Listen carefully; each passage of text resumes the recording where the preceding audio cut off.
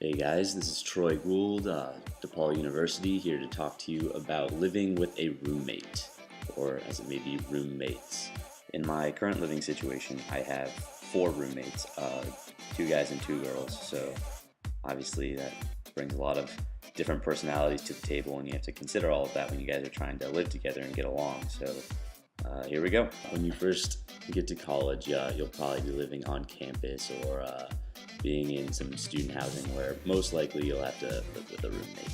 And most of the time, that's usually a pretty exciting thing. You're thinking like, cool, I'm gonna make new friends, meet this person, we're gonna be like best buds or whatever. And not to discourage you or dissuade that from actually happening, but that's not usually the case or exactly how things go. If you had siblings back home, maybe it'll be really easy for you to share your living space with somebody else. But oftentimes when you have a roommate, at some point things will come to a head. Not that you should expect them to, but it's better to be prepared. So some ways to prepare yourself for living with a roommate. I think it's important that when you come to college and you realize that you're going to be living in a shared space with another person, that you need to recognize that you can't really afford to be as territorial or possessive as you may have been in the past, or maybe not if you are really good at living with other people and if you come from a big family.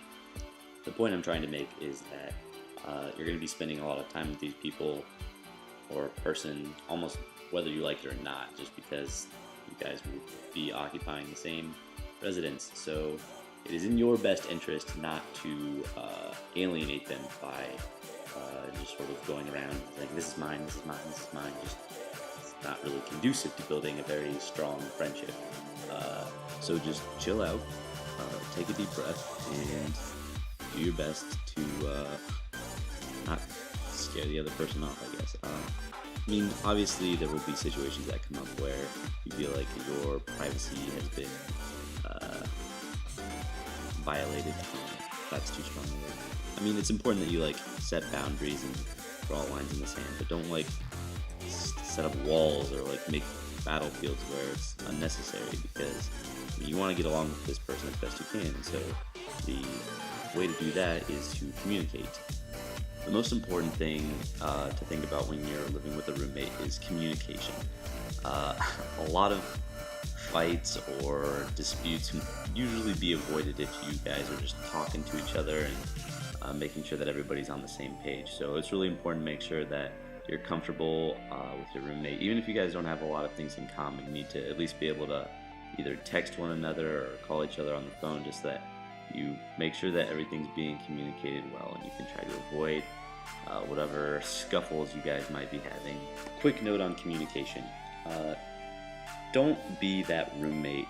I know you guys are all very much like, we want to get along, and you don't want to have unnecessary confrontation, and you don't want to be that person that's always coming back and saying, you're doing this wrong or you're doing that wrong. You don't want to be in their face. You want to be able to harmoniously work out your differences, but do not be the passive-aggressive roommate who always leaves notes.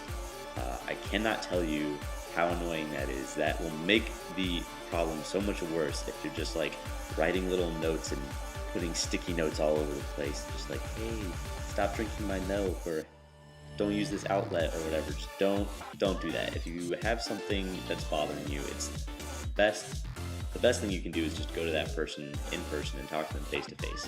Or if they're not around or really busy most of the time, then shoot them a text or give them a call.